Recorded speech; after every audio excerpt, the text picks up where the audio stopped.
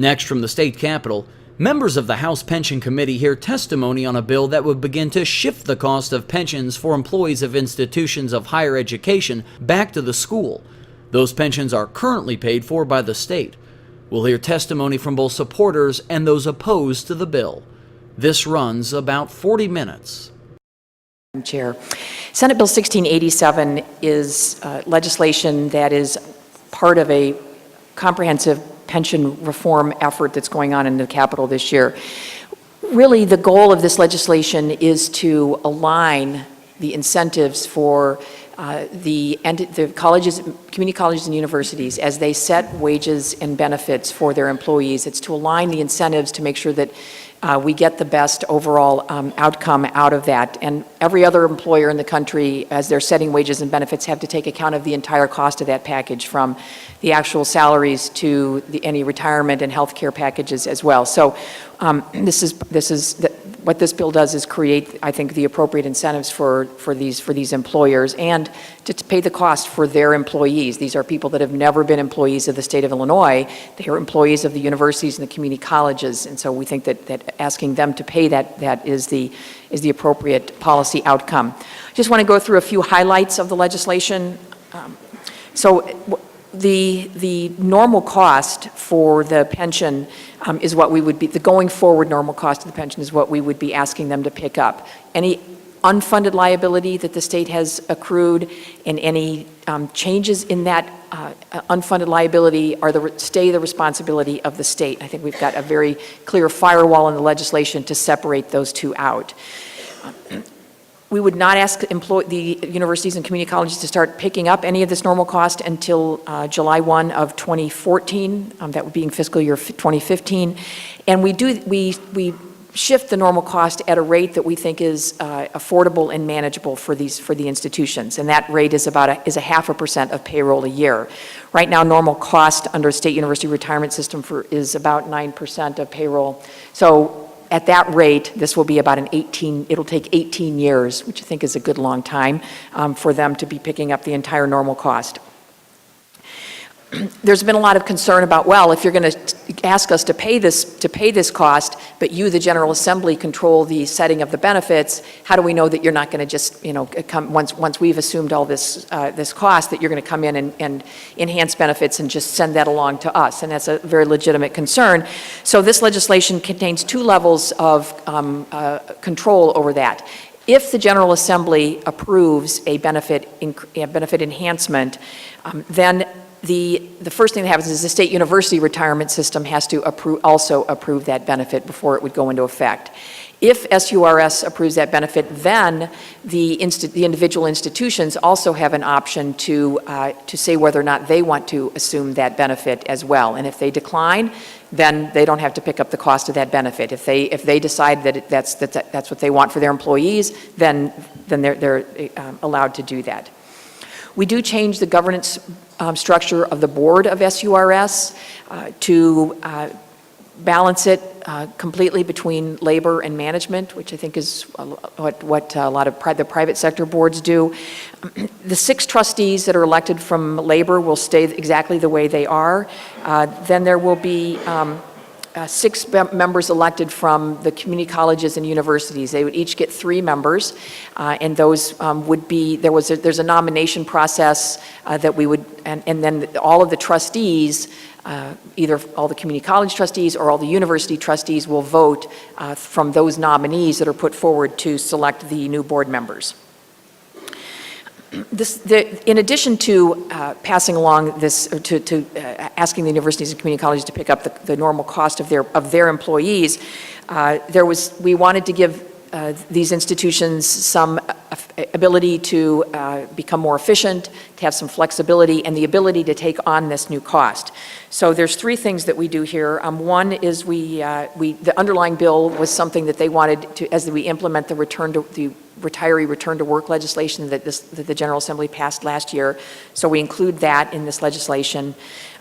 We provide some flexibility in the procurement code. Mostly it affects dollars that are being spent on they're being spent from non-state appropriated dollars, so grant monies, federal monies, those kinds of things. We would give some relief from the procurement code on that. And then third is a piece of, is a proposal that was passed in House Bill 1680 that increases the dollar threshold for what university property has to be reported. And so we raised that, I believe, from $500 to $2,500 before they have to keep tabs on all that and provide some inventory reporting on that. There are some other things in the bill, but I think I'll stop with there. And I would like to have a couple of the representatives from the community colleges and universities speak, and then I know there's some opponents that wish to speak as well. Thank you. Clerk, please add Leader Burke to the roll, and we'll have the proponents come up and speak first.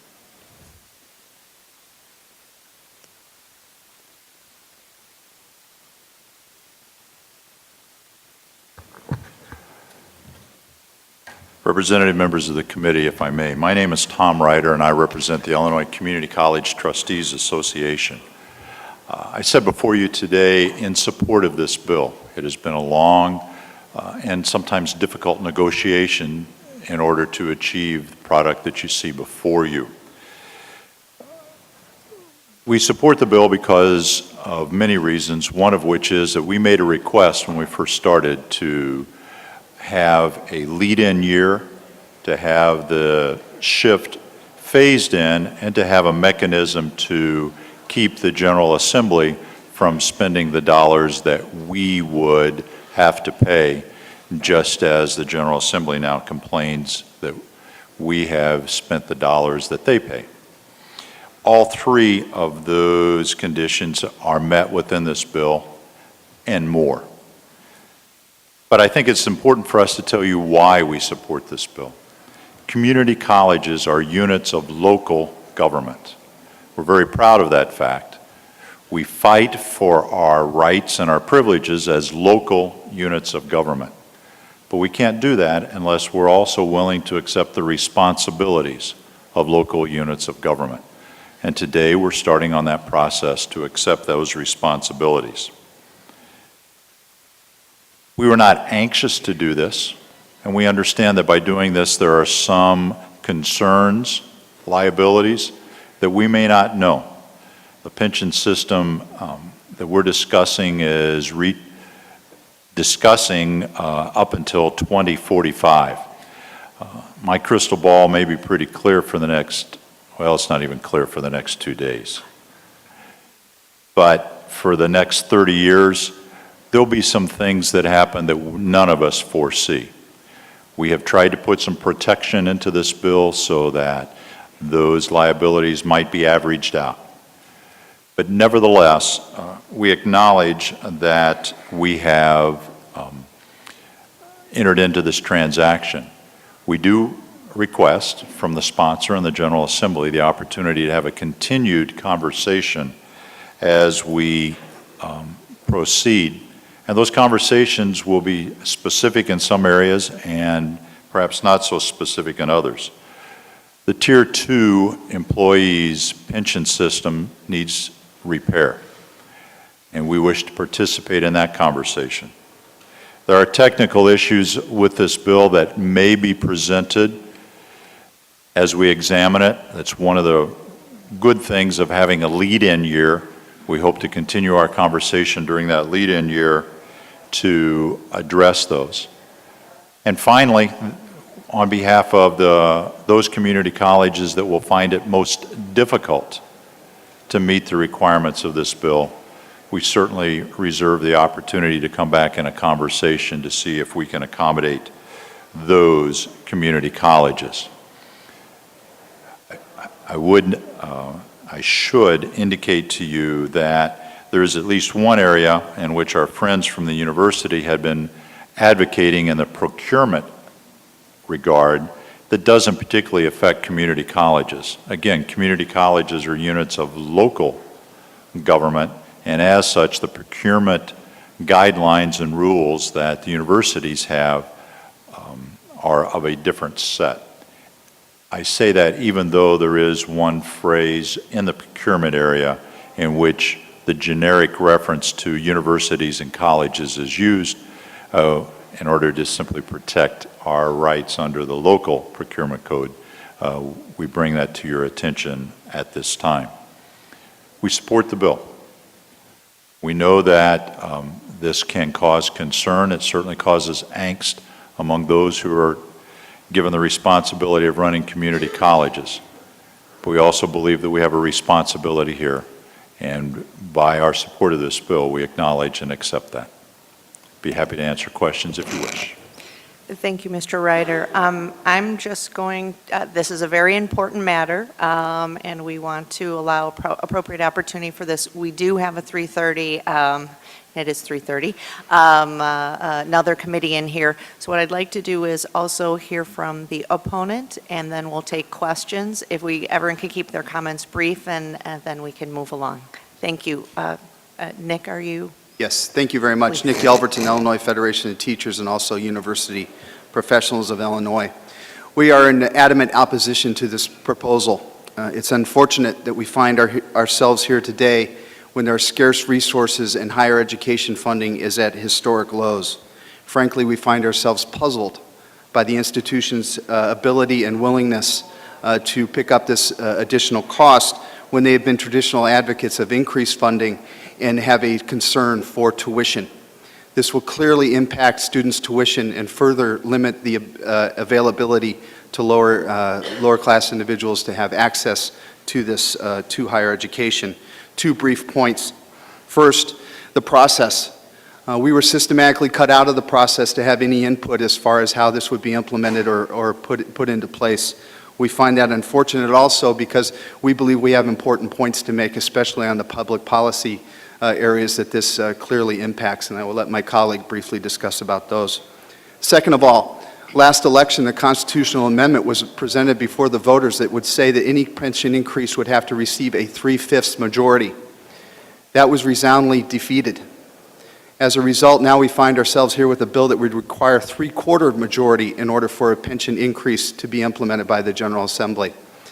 In a time where unconstitutional benefit decreases are being approved with simple majorities, we're looking to unfairly increase those limits for benefit increases, which we will need and was shown today in articles in order to take care of the Tier 2 problem and potentially problems that are coming out of this year's pension reform to 3/4 of the General Assembly, allowing simple super minorities to hold virtual veto power over our state and our ability to comply with Social Security.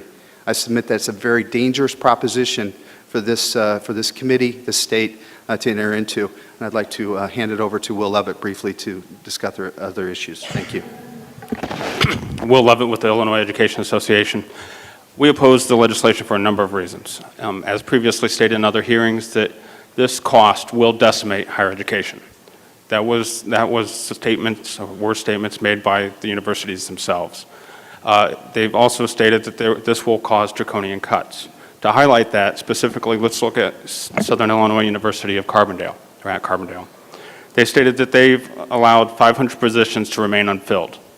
They've also stated that 0.5%, just 0.5% will be $3.5 million of their budget that will cumulatively build throughout the years, that will divert resources that could have gone to the classroom to help reduce the cost of the rise of tuition and will disproportionately impact many of our students who seek to attain higher education and go to universities and community colleges. Again, as previously stated, 1% of a cost shift would equal a 2 percentage point increase in tuition. So if this is phased in over 18 years, 0.5%, you can just see the correlation of what this would do in terms of the contribution, the tuition increases that we would expect to see for the universities and also community colleges to pay for them.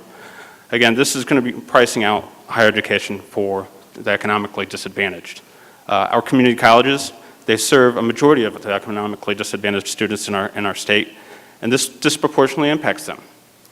By the increases of tuition, the diversion of local property taxes for pension purposes rather than using them to hold and control tuition costs, those will hurt the educational opportunities and take those away from many of our children that seek to have higher education. Again, future property taxes will continue to be diverted under this legislation to be used for pension purposes rather than meeting the educational needs of our students. Lastly, Nick mentioned fixing the second tier that we all know that it will be a problem. Universities and community colleges need to find benefit packages that will attract and retain some of the most highly qualified individuals to come to their staff, to come to their school. And if cost shift is part of that conversation, we would be part of that conversation. However, we have not been part of the process, and for that, we also oppose the legislation.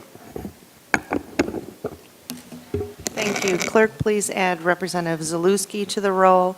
I'm sorry, for the proponents, I would still like to invite someone from the universities. Mr. Ghosh, if you'd like to speak briefly for a few moments.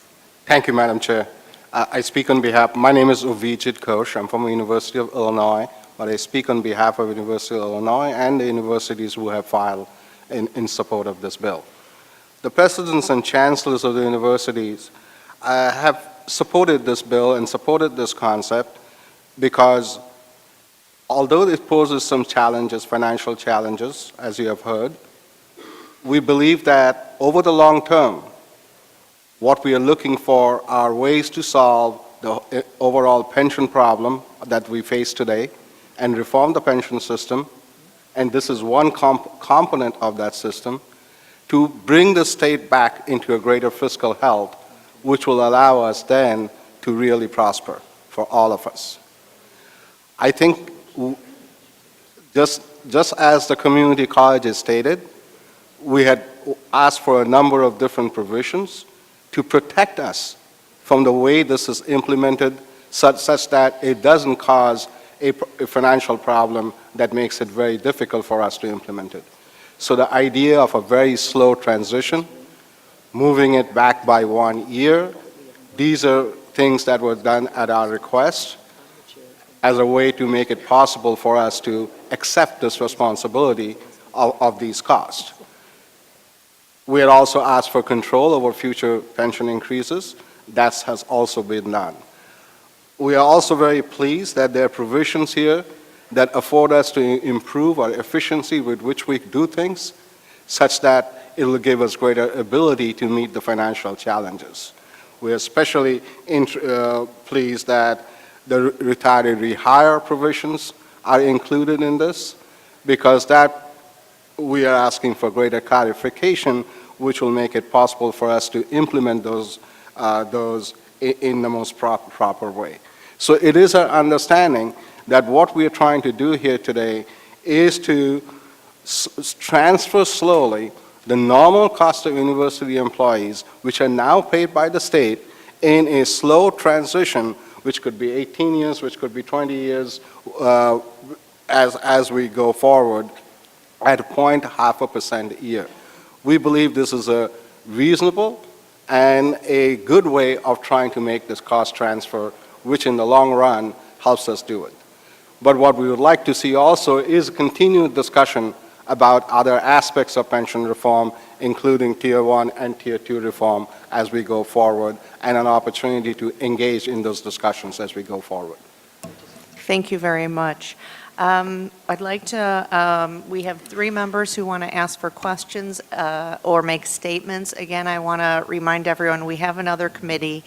We did have 2 long hearings leading up to this, so we're going to start with Representative Sanger. Thank you. Yeah, I've got just several quick questions. Where we are right now, given that we haven't passed any bill at all that has any language in regards to the state guaranteeing funding, are you willing to take this on, given the light that even though the state's on the hook for the unfunded liability, we still don't have any obligation to make those payments? I think, okay, go ahead, Tom. Representative, this bill only sets up what our obligation is. It doesn't guarantee the state's going to pay or not pay. The state's responsible for legacy costs and for that part of the employer's normal costs going forward. So yes, we're very concerned that the state pay what the state's supposed to pay, but the bill only obligates us to pay what we have agreed to pay.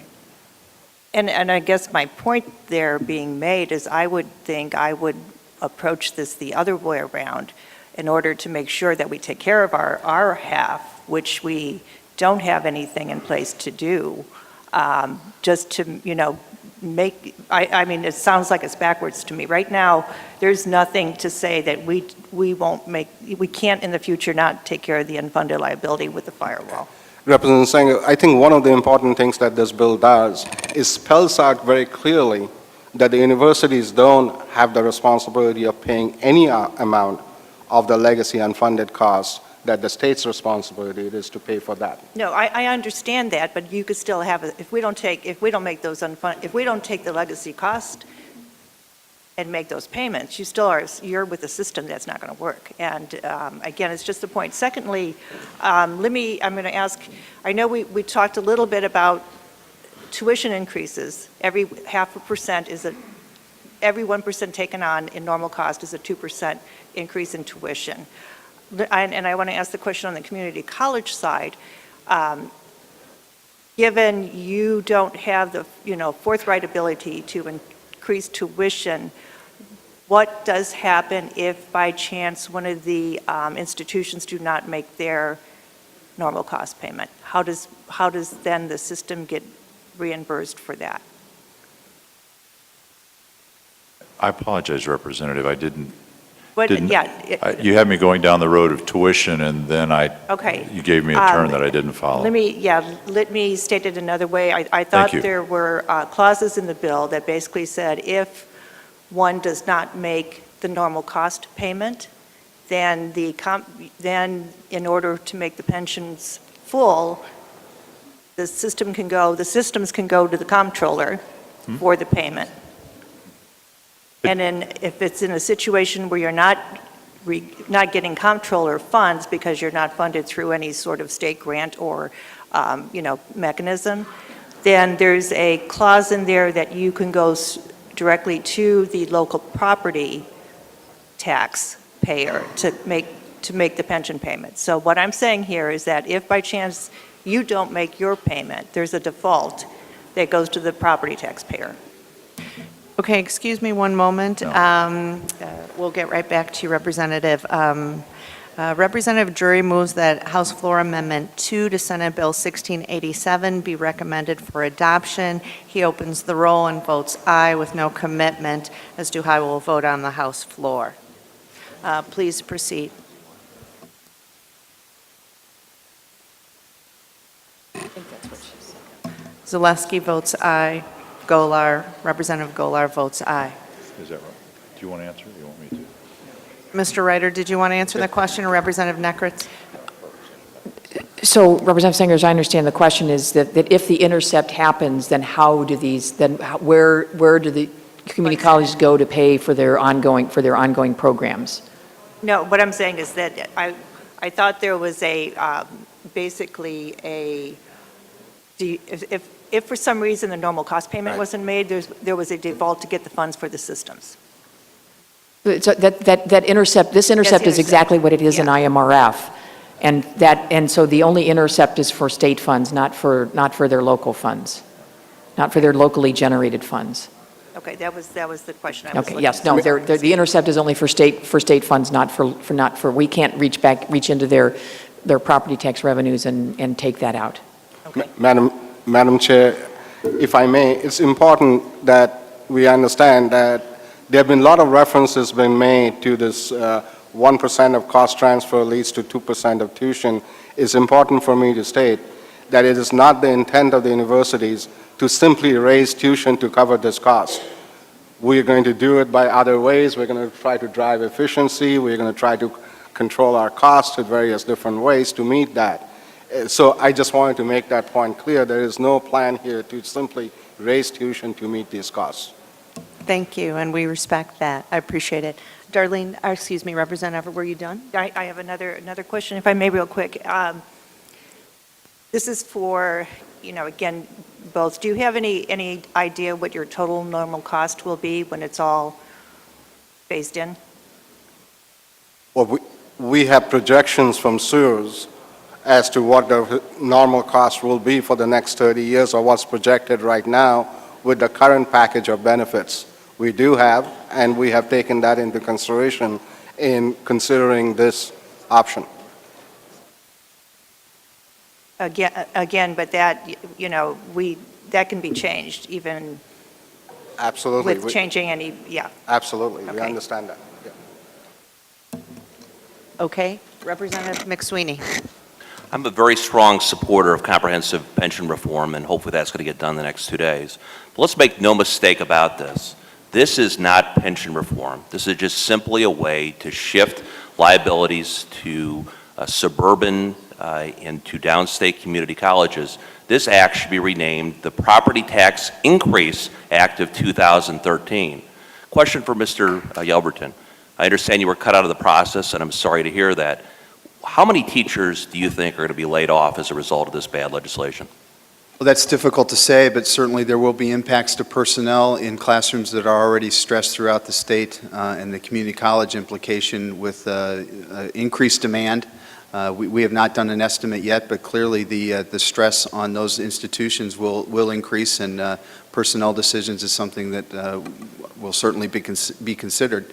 I don't think there's any doubt about it. A major property tax increase and laying off our best teachers sounds like a bad idea to me. That's why I'm going to vote no. I agree. Representative Poe?